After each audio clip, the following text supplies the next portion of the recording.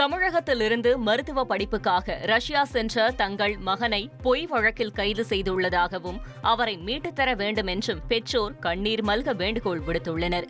கடலூர் மாவட்டம் ஸ்ரீ முஷ்ணம் அடுத்துள்ள பாளையங்கோட்டை கீழ்ப்பாதியில் வசிக்கும் சரவணன் பாமா தம்பதியினரின் மகன் கிஷோர் கடந்த 2021ஆம் ஆண்டு ரஷ்யாவில் மருத்துவ படிப்பிற்காக சென்றுள்ளார். படிப்பு செலவுக்காக பகுதி நேர வேலையாக கொரியர் நிறுவனத்தில் தனது நண்பர்களுடன் வேலைக்கு சேர்ந்துள்ளார்.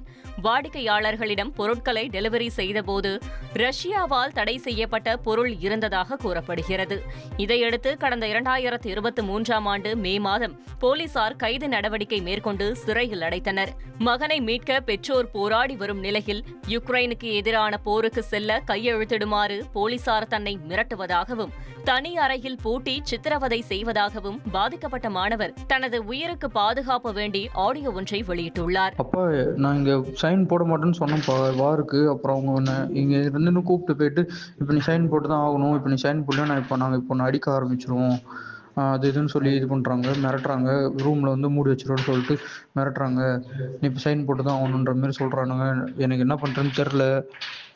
மேபி வாருக்கு அமுச்சு விட்ருவாங்கன்ற மாதிரி தான் தோணுது. மண்டே இல்லைன்னா சண்டே, எனக்கு தெரில. இது எனக்கு ஃபோன் இனிமேல் தரமாட்டாங்கன்ற மாதிரி தான் தோணுது. யார்கிட்டையும் வந்து இந்த கூட இருக்கிறவங்கள்ட்ட வந்து இப்போ வந்து அவன் கேன்சல் பண்ணுறான், அதுக்காக வந்து அவங்க கூட எல்லாருமே பேடாகவே பேசுங்க, அந்த மாதிரி பண்ணுங்க அப்படின்னு சொல்லி வச்சுருக்கான். என்ன பண்ணுறதுன்னு தெரிலப்போ எனக்கு. இன்றைக்கி டக்குன்னு கூப்பிட்டு அவங்க பாட்டுக்கு சைன் போடு, நீ போகிற நாள் அன்றைக்கி அப்படின்னு சொல்கிறாங்க. இன்றைக்கி என்ன பண்ணுறதுன்னு தெரில. அவங்க பயமாக இருக்குப்பா.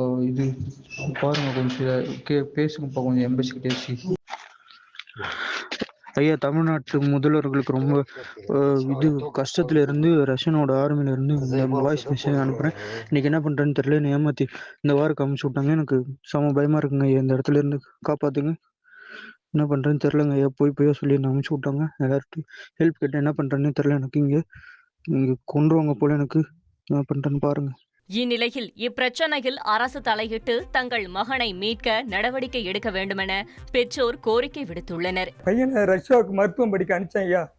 அங்கே பசங்க கூட எல்லாம் தங்கியிருந்த போது ரஷ்யா பசங்க இவங்க எல்லாம் கொரியரில் வேலை செய்கிறேன்னு சொல்லி அழைச்சிட்டு போனாங்க சார் ஐயா. அந்த கொரியரில் ஏதோ ட்ரக்ஸ் வச்சு ஏமாற்றி எங்கள் பசங்களை அங்கே ஜெயிலில் போட்டாங்க ஐயா. அதுலேருந்து 2 வருஷமாக நாங்கள் நடவடிக்கை எடுத்துக்கிட்டு இருக்கோம் ஐயா.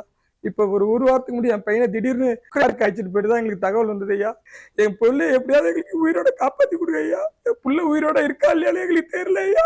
க்ளோஸ் பண்ணிட்டோம், கேஸ் க்ளோஸ் பண்ணிட்டோம், நீ வந்து வாருக்கு போறேன்னு சொல்றாங்க. அடுத்து ஒரு 2-3 நாளே ஏதோ பாஸ்போர்ட் ஏதோ கொண்டாந்து கொடுத்து நீ வண்டியில ஏறுன்னு சொல்றாங்க. பார்த்து கொடுத்த 10 விஷயத்துல ஏறுன்னு சொல்றாங்க. அவங்க ஏறுன்னு சொல்லக்குள்ள ஒரு மெசேஜை போட்டுட்டு அப்பா இந்த பஸ்ல ஏத்துறாங்கப்பா அப்படின்னு சொல்லிட்டு போனாங்க. அதுல இருந்து 15 நாளே எங்க பையன் வந்து எங்களை கான்டாக்ட் பண்ணல, பேசல. வாருக்கு அனுப்ப ட்ரை பண்றாங்க, அவருக்கு அனுப்பிட்டாங்கன்னு சொல்றாங்க சார். முன்னதாக கண்ணீருடன் வீட்டின் பூஜை அறையில் பிரார்த்தனை செய்தனர். உங்கள் தந்திவன் தொலைக்காட்சியில் யார் சனிக்கிழமை தோறும் இரவு 8 மணிக்கு காணத் தவறாதீர்கள்.